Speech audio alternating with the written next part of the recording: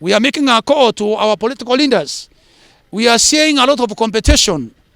Many times our political leaders throwing ones anyhow without caring who is hearing, who is listening, who are looking at it.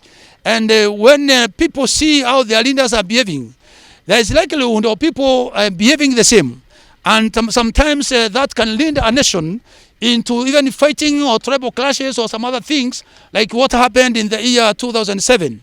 So our leaders, we are calling upon you to be leaders who are leading us in the best way possible, and so that we can learn from you. Leaders are going to set examples, whether at the religious level or at the political level.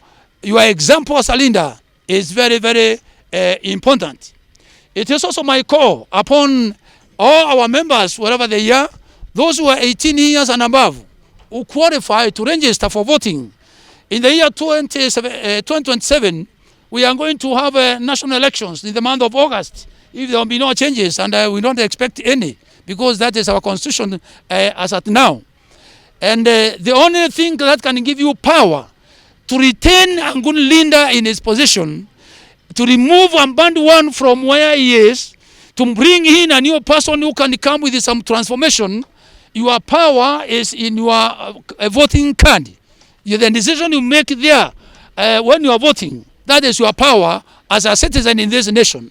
And so we are calling upon our people, talking alone and expressing your annoyance or anger against those who are not doing things the right way, but you have no vote to say stay or go. Now, that mere talking will not do anything, will not change anything, will not bring any transformation anywhere. And therefore, it is our call as leaders of the church to ask all our members, and in fact, all citizens, to register now.